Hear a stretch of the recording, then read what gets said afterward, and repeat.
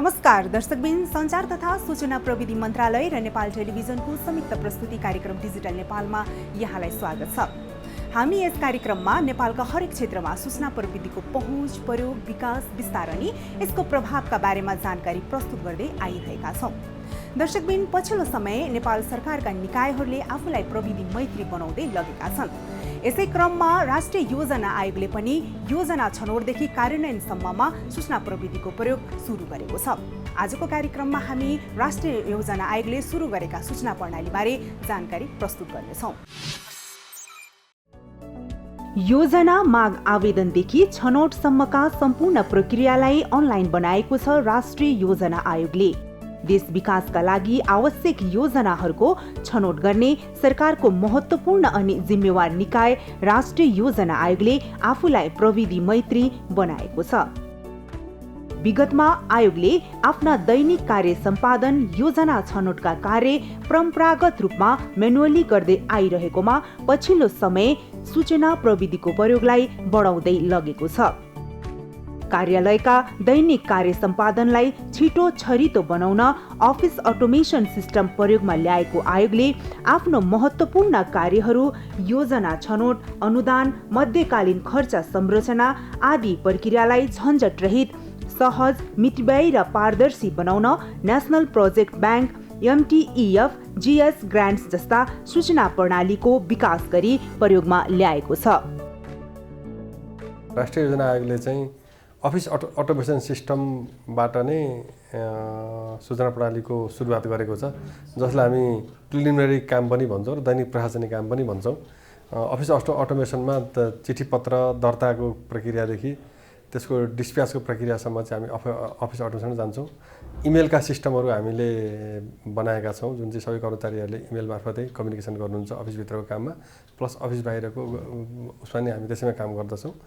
त्यसबाहेक अहिले हामीसँग 3वटा सिस्टमहरू हामीले काम गरिरहेका छौँ। 3टा सिस्टममा पहिलो सिस्टम हाम्रो चाहिँ MTEF, मध्यकालीन खर्च संरचना, जसलाई चाहिँ हामीले वार्षिक बजेटलाई व्यवस्थित विनियोजन कुशलता र विभिन्न मन्त्रालयबाट प्राप्त हुने बजेटलाई आगामी 3 वर्षको प्रक्षेपण सहितको खर्च प्रणालीमा फोरकास्ट गर्ने गरेका छौँ। त्यसको पनि सफ्टवेयर बेस काम सुरु गरिसकेका छौँ।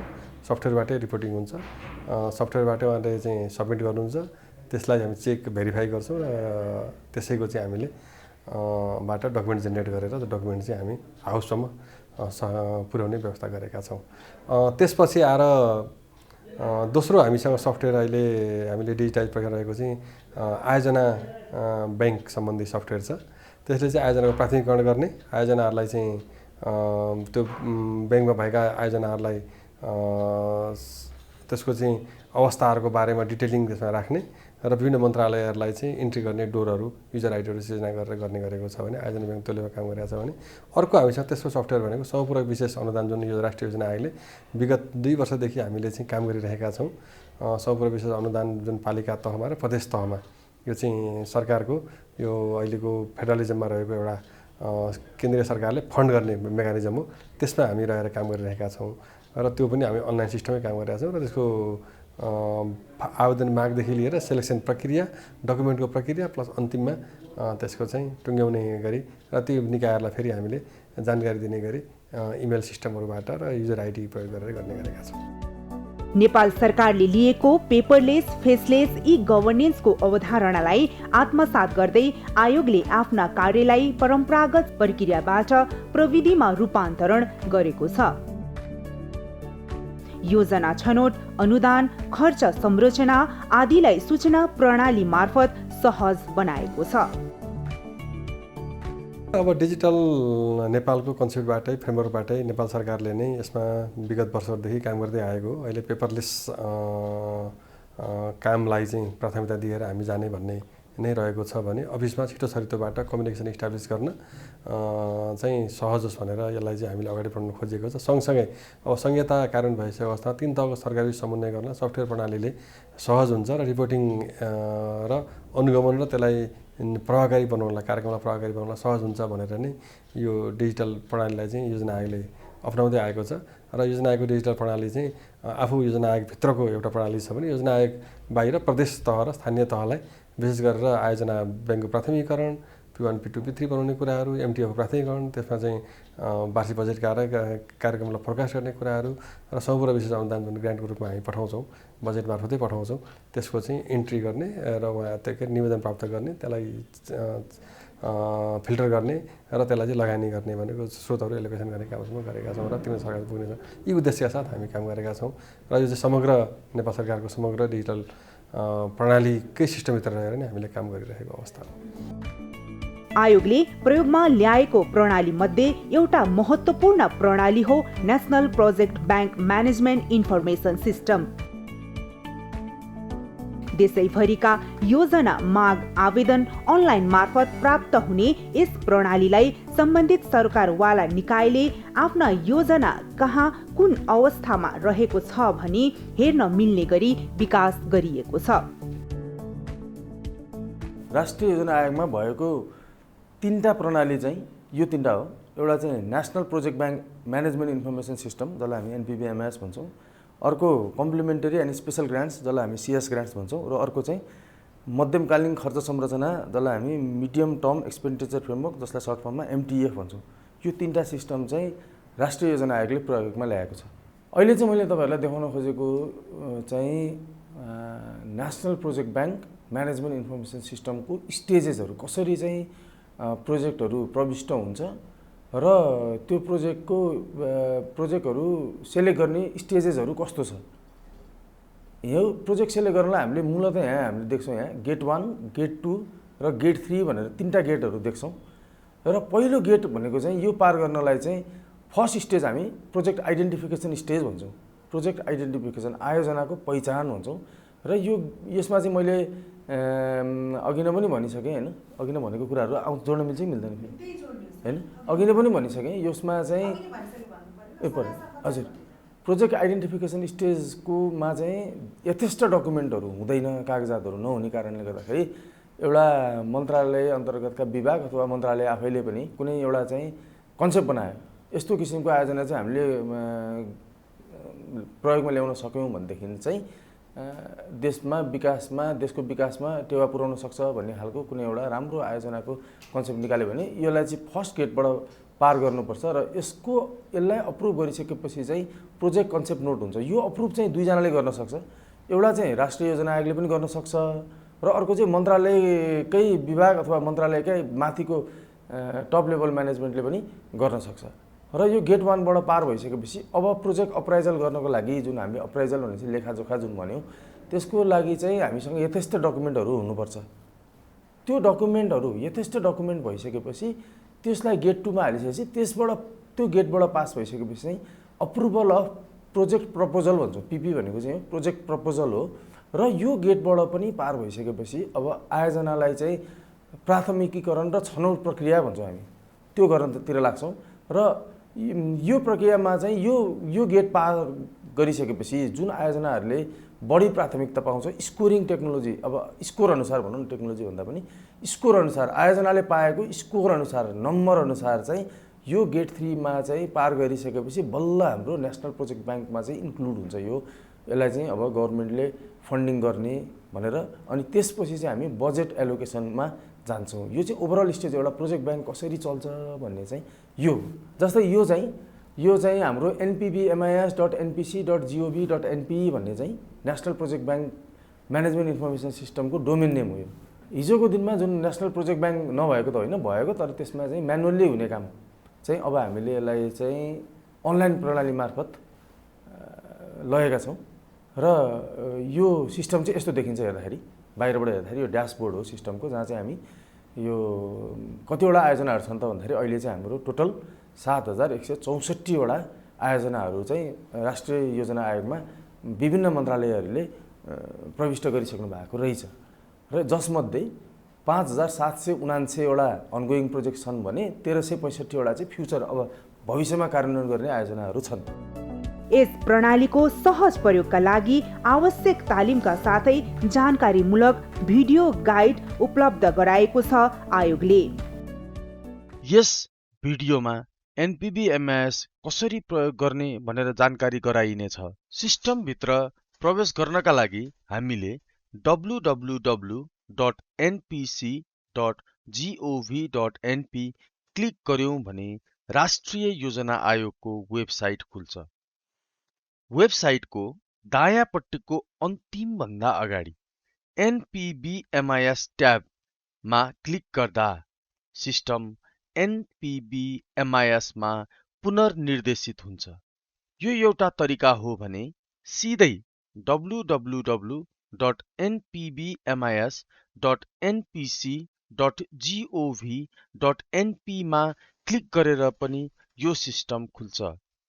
गुगल सर्च गरेर पनि यो सिस्टममा प्रवेश गर्न सकिन्छ। सिस्टममा प्रवेश गर्नका लागि लगइन गर्नुपर्ने हुन्छ र राष्ट्रिय योजना आयोगले मन्त्रालयको आधिकारिक इमेल आइडी मा मिनिस्ट्री एडमिनको युजर नेम र पासवर्ड पठाएको छ। त्यसलाई प्रयोग गरेर सिस्टमभित्र प्रवेश गर्न सकिन्छ। परम्परागत रूपमा हुँदै आइरहेका कार्यलाई सूचना प्रणालीमा रूपान्तरण गरेसँगै यसलाई थप सहज बनाउन आवश्यक विभिन्न तालिमहरू सञ्चालन गरेको छ आयोगले। आफ्ना माताहातका कार्यमा सूचना प्रणालीको प्रयोग सुरु गरेसँगै स्थानीय, प्रदेश र संघीय सरकारका योजना, खर्च, स्रोत व्यवस्थापन, अनुदान जस्ता कार्यमा एकरूपता कायम गर्दै एउटै प्रणालीमा लैजान national data profile, digital portal, प्रदेश पोर्टल जस्ता कार्य अगाडि बढाएको छ आयोगले। प्रणालीहरू हरेक प्रणाली सुरुवाती चरणमा काम गर्दाखेरि अलिकति टफ नै हुन्छ। अब हाम्रा केही प्रणालीहरू हामीले विगत वर्षदेखि सञ्चालन गरेको प्रणाली हो। विशेष गरेर सम्पूर्ण विशेष अनुदानको चाहिँ प्रणालीमा काम चाहिँ हामीले विगत वर्षदेखि गरेको हो भने प्रोजेक्ट ब्याङ्कको काम पनि हामीले प्रणालीमा चाहिँ अहिले लिएर जान सफल भएका छौँ। र MTF मध्यकालीन खर्च संरचनाको काम चाहिँ हामीले यसै वर्ष लगेका हौँ र यो चाहिँ हामीले अहिले सङ्घीय तहका सङ्घीय मन्त्रालयहरूको यस वर्षको बजेट बनाउने क्रममा उपयोग गरेको यो पहिलो सफ्टवेयर हो र यो सफ्टवेयर चाहिँ प्रदेश तहसम्म पनि डेमोन्स्ट्रेसन गरेर हामीले प्रदेशमा पनि MTF चाहिँ सफ्टवेयर मार्फतै काम गर्ने भनेर गरेका छौँ र अहिले तालिमको प्रक्रिया र अहिले भइरहेको सफ्टवेयर अपडेट गर्ने प्रक्रियामा हामी रहेका छौँ र हामी त्यो तालिमको प्रक्रियाबाट डेभलपर सँगसँगै गएर चाहिँ हामी चाहिँ सफ्टवेयर चाहिँ प्रदेश तहमा पुर्याउनेछौँ र अर्को वर्षको कार्यक्रममा चाहिँ पालिका तहमा पनि यो यदि MTF सफ्टवेयर सफल भयो भने उहाँहरूले MTF जेनेरेट गर्न सजिलो हुने, MTF सफ्टवेयरले चाहिँ उहाँहरूलाई काम गर्न सजिलो हुने, पालिका तहले जुन MTF बनाउनु पर्ने जिम्मेवारी छ, 3 वर्षीय खर्च प्रोत्साहन गर्ने जिम्मेवारी छ, त्यो पनि डकुमेन्ट बेस के अरे यो सफ्टवेयर बेस हुँदा सहज हुन्छ भनेर हामीले हेरेका छौँ र हाम्रो वास्तवमा तिनै त सरकार एक ठाउँ उभिने गरी जान सक्ने गरी यो सफ्टवेयर बन्ने अवस्था छ। अब सँगसँगै हामीसँग नेसनल डाटा प्रोफाइल भनेर पनि एउटा सफ्टवेयर डिजिटल पोर्टलहरू के अरे प्रदेश पोर्टलहरूमा बसेर काम गर्ने भन्ने नै बनाउने प्रयास भइरहेको छ। त्यो चाहिँ अहिले प्रबन्धक कार्यालयबाट काम भइरहेको छ र राष्ट्रिय योजनाले सहजीकरण गरेको अवस्था छ। होइन, यसमा दुईवटा सफ्टवेयर त अब लागू भइसकेको छ र त्यसलाई स्वीकारिसक्नु भएको छ, तर त्यसलाई सफ्टवेयर आफैमा इम्प्लिमेन्ट हुँदैन। त्यो हामीले जसको लागि बनाएका छौँ, टार्गेट गरेर जुन मन्त्रालयहरूको लागि बनाएका छौँ, जुन निकायले बनाएको छौँ, त्यो निकायले पनि त्यसलाई उपयोग गरिदिने अलिकति हेरिदिनु पर्ने हुन्छ। हामीले सहजीकरणको लागि चाहिँ हामीले उहाँहरूलाई तालिम दिने काम गरेका छौँ, हैन, तालिम दिने काम गरेका छौँ। दोस्रो चाहिँ उहाँहरूसँग पुग्ने गरी हामीले गोष्ठीहरू सञ्चालन गरेका छौँ र अहिले यो नयाँ सफ्टवेयर जुन मध्यकालीन खर्च संरचनाको छ त्यसको हकमा चाहिँ यो नयाँ सफ्टवेयर भएको यो विषय सबैको चासो भएको, किन बजेटको तर्जुमा प्रक्रियादेखि लिएर बजेटको वक्तव्यसम्म र त्यसपछि MTF चाहिँ सम्बन्धित सरकारहरूले चाहिँ आफ्नो पालिकामा अर्थात् के अरे आफ्नो हाउसमा पेस गर्नुपर्ने व्यवस्था भएको हुनाले चाहिँ त्यहाँ जानुपर्ने हुन्छ। त्यसको लागि चाहिँ हामीले क्यापासिटी बिल्डिङको काम चाहिँ गरिसक्यौँ। तैपनि सफ्टवेयरमा देखिएका केही समस्याहरूलाई हल गर्दै फेरि थप क्षमता विकास गर्ने र त्यहाँ चाहिँ केही कर्मचारीलाई इक्विप गर्ने र ती सरकार तहका मन्त्रालयहरूलाई विशेष गरेर योजना आयोग मार्फतै हामीले गर्न खोजिरहेछौँ। प्रदेश सरकार आर्थिक मामिला मन्त्रालय मार्फतै गर्न खोजिरहेको प्रदेशको तहमा ती सरकारहरूलाई त्यहाँका मन्त्रालयहरूलाई पनि राखेर हामी चाहिँ अभिमुखीकरण र तालिम कार्यक्रम फेरि पुनः लाँदैछौँ र हामी उहाँहरूसँग सँगसँगै नै हुन्छौँ। विशेष गरेर यो आर्थिक व्यवस्था महाशाखा त्यो कार्यक्रममा चाहिँ आफू सँगसँगै उसले लिड लिएर गरिरहेको अवस्था छ।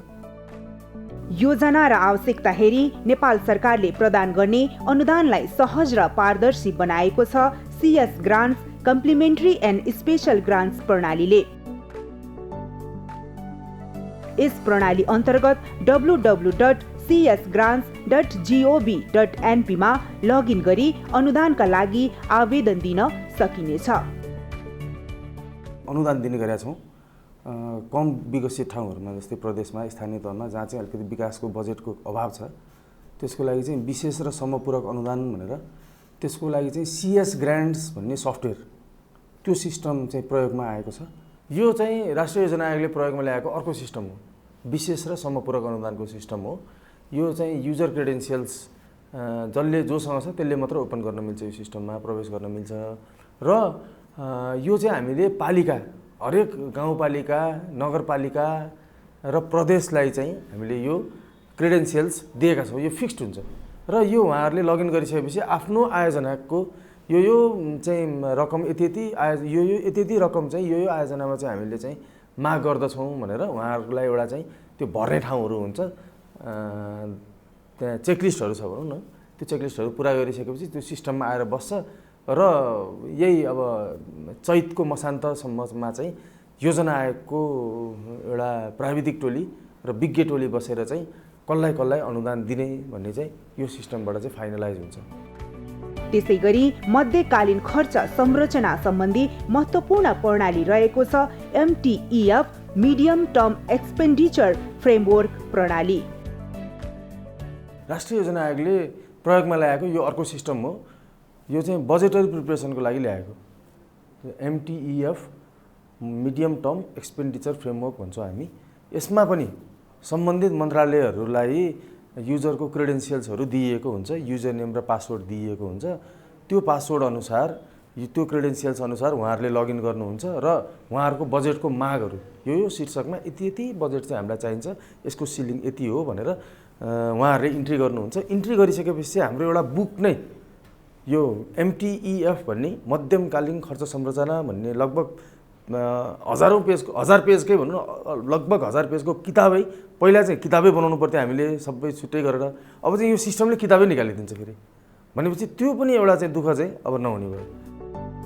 योजना छनौट, अनुदान, खर्च संरचना आदिलाई प्रविधिमा रूपान्तरण गरिएसँगै यसले थप पारदर्शिता ल्याएको छ भने यी प्रणालीले सङ्घ, प्रदेश र स्थानीय तहबीच योजना छनौट, खर्च संरचना आदिमा एकरूपता ल्याउन सहयोग पुर्याएको छ।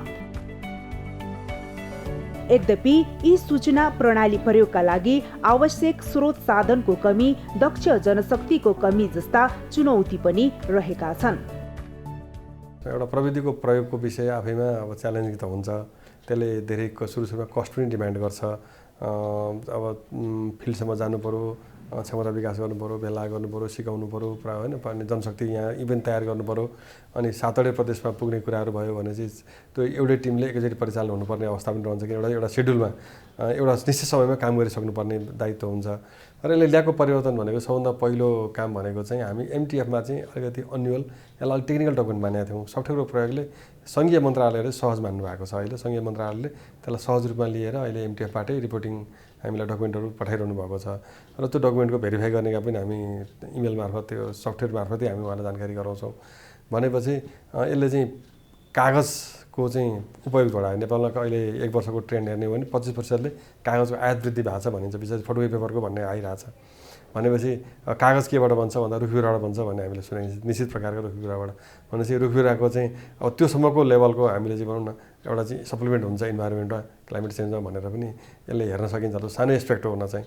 भने अर्को चाहिँ प्रविधिको उपयोगले समय बचत भएको छ, कर्मचारीहरूलाई आफू उत्साहित भएको छन्, मन्त्रालयहरू उत्साहित भएको छन्। टेक्निकल कामहरू गर्न कर्मचारी सरबार जाँदाखेरि सामान्य नलेज दिने बित्तिकै, सफ्टवेयरको इन्ट्रीको नलेज दिने बित्तिकै सहज रूपमा बुझ्न सहज भएको छ। र डकुमेन्टमा एकरूपता भई एउटा मूल डकुमेन्ट जुन एउटा साइजको बन्थ्यो त्यो साइजको डकुमेन्ट बन्न सहयोग पुग्ने भएको छ। र नेपालमा MTEF हामीले झन्डै 20 वर्ष 22 वर्ष हुन लाग्यो प्रयोग भएको। अब चाहिँ MTEF सहज रूपमा उपयोग गर्न सकिन्छ र MTEFको बेस बसेर प्रक्षेपण सहितको बजेट आगामी 3 वर्षमा बजेट साइज कस्तो हुन्छ, कुन क्षेत्रमा लगानी गर्दैछौँ, हामी त्यसको चाहिँ रिसोर्सहरूलाई कसरी हामी चाहिँ विनियोजन गर्दैछौँ, कार्यक्रमहरू कसरी कार्यान्वयन भइरहेछ, प्रमुख कार्यक्रमहरू भन्ने चिजहरू चाहिँ त्यसले सहज रूपमा दिने देखिन्छ। भने प्रोजेक्ट ब्याङ्कले चाहिँ प्रोजेक्ट साइजहरू, प्रोजेक्टको चाहिँ इफिसियन्सी र प्रोजेक्ट दर्ता नभइकन अब कार्यान्वयन नजाने भन्ने एउटा पोलिसी जुन हाम्रो ऐनले गरेको छ, वित्तीय उत्तरदायित्व ऐनले, त्यो ऐनकै आधारमा चाहिँ हामीले काम गर्नु परेको छ। र कानुनी व्यवस्था अनुसार नै यी डिजिटाइजका प्रक्रियाहरू, यी सिस्टमका कुराहरू लिएर हामीले जान खोजेका हौँ। र यसले चाहिँ मलाई लाग्छ कानुनको कार्यान्वयन पनि सहयोग पुगेको छ, सँगसँगै सरकारका तहहरूसँग विश्वास पनि वृद्धि भएको छ। सङ्घीय सरकारले गरेका कामहरूलाई को अपनत्व र जिम्मेवारी प्रदेश र पालिकाहरूले नि स्वीकारेर जाने अवस्था बन्ने देखिएको छ र एक खालको रिलेसन पनि हामीसँग कायम भएको छ र संहितालाई चाहिँ कार्यान्वयन गर्न मौजुद ढङ्गले हामी अगाडि बढेको अवस्था पनि हो भन्न सङ्ग्रहमा सकिने अवस्था छ। योजना माग आवेदनका लागि सम्बन्धित निकायलाई युजर आइडी पासवर्ड उपलब्ध गराउँदछ आयोगले। उपलब्ध आइडी पासवर्ड प्रयोग गरी आवश्यक कागजात राखी आवेदन दिन सक्नेछन् सरकारवाला निकायले। योजना छनौट पश्चात हुने प्रक्रियालाई अर्थ मन्त्रालयसँग समन्वय गर्दै सूचना प्रणाली मार्फत पूर्ण रूपमा प्रविधि मैत्री बनाउने तयारी पनि आयोगले गरेको छ। अनलाइन भइसकेपछि आफ्नै मन्त्रालय अन्तर्गतका अरू जुन जुन विभाग छन् उनीहरूलाई हामीले युजर क्रेडेन्सियल्सहरू दिन्छौँ। त्यो क्रेडेन्सियल्स अनुसार उहाँहरूसँग डकुमेन्ट चाहिँ हुनु पर्यो। डकुमेन्टको आधारमा उहाँहरूले यहाँ प्रविष्ट गर्नुहुन्छ र हामी यहाँ बस्छौँ। अब एमटेफमा जोडिसकेपछि अब त्यो एमटेफबाट फेरि के हुन्छ त भन्दाखेरि यो जुन बजेटरी प्रोसिडियर्सहरू छ, किन मल्टिपल इन्ट्री त राम्रो कुरा भएन। एक ठाउँमा इन्ट्री गरिसकेपछि चाहिँ एमटेफलाई चाहिने चिज उसले आफै त्यो एपिआई थ्रु, एपिआई भने चाहिँ हामीले एप्लिकेसन प्रोग्रामिङ इन्टरफेस भन्छौँ, त्यो थ्रु तान्छ क्या सिस्टमले। तानिसकेपछि अब हामीले फेरि पछि चाहिँ line ministry budget information system भनेर अब त अन्तिममा त पैसा दिने भनेको त अर्थ मन्त्रालय हो। यो राष्ट्रिय योजना आएको एउटा फ्रेमवर्क हो, सिस्टम इन्टरअपरेबिलिटीको हो। यसपछि अब जोडिने भनेको चाहिँ अर्थको एलएमबिआईसँग जोडिन्छ। सिधै गएर यसको एमटेफबाट चाहिँ हामीले सिधै कहाँ जोड्छौँ भन्दाखेरि लाइन मिनिस्ट्री बजेट इन्फर्मेसनमा जोड्छौँ। त्यसपछि हाम्रो एउटा प्रक्रिया पुरा हुन्छ। फेरि आफ्नो कार्यालयका दैनिक कार्य सम्पादन, योजना छनौट लगायतका कार्यमा सूचना प्रविधिको प्रयोग गरेको आयोगले आफ्ना सम्पूर्ण कार्यलाई पूर्ण रूपमा प्रविधि मैत्री बनाउने योजना अगाडि बढाएको छ। अब यो सूचना प्रविधिमा अब हामी योजना आयोगभित्रै 3टा सिस्टमहरू 3टा महाशाखाले अपरेट गरिरहेको अवस्था छ। अब त्यसलाई इन्टरफेस गरेर एउटै उसमा कसरी जाने भन्ने हाम्रो रहेको छ। अब त्यो भावनाले गर्दाखेरि चाहिँ इन्टरफेस गर्ने पहिलो कार्यक्रम हो। दोस्रो डिजिटल नेपालको प्रणालीमा सहज रूपमा यसलाई कसरी अवतरण गर्ने र लिङ्क गर्ने भन्ने रहन्छ। र यसका प्रोस एन्ड कन्समा अब एलएमबिएस सूत्र, पिएलएमबिएस जस्ता चाहिँ जुन प्रदेशका सफ्टवेयर अर्थ मन्त्रालयबाट चालु भएको सङ्घीय सफ्टवेयर एलएमबिएस, प्रदेश सफ्टवेयर पिएलएमबिएस सूत्रको सफ्टवेयरहरूलाई हामीले कसरी हेर्ने भन्ने विषय पनि हामी कहाँ रहेको छ र त्यो विषय इन्टिग्रेट गरेर जानुपर्ने छ र अगाडि दिनमा इन्टिग्रेसन गरेर जानुपर्छ। हामीलाई लाग्छ आगामी 1-2 वर्षभित्र हामी त्यो प्रक्रियामा जान्छौँ र एउटै प्रक्रियाबाट बजेट निर्माण प्रक्रियामा यी सबै कामहरू हुने हुनाले सहज हुन्छ भन्ने अपेक्षा हामीले गरेका छौँ र हाम्रो भावी योजना पनि त्यही अन्तर्गत अगाडि बढेको छ। एउटै योजना पटक पटक आवेदन दिइराख्नुपर्ने, योजना दोहोरिने, भौतिक उपस्थिति भई लामो झन्झटिलो प्रक्रिया पूरा गर्नुपर्ने जस्ता समस्यालाई विस्थापित गरिदिएको छ आयोगले प्रयोगमा ल्याएका प्रणालीले। यी प्रणालीलाई समय सापेक्ष थप परिमार्जित र प्रभावकारी बनाउँदै लैजाने हो भने यसले नेपाल सरकारले लिएको पेपरलेस, फेसलेस ई गभर्नेन्सको अवधारणा पूरा गर्दै डिजिटल नेपाल निर्माणमा महत्त्वपूर्ण सहयोग पुर्याउनेछ।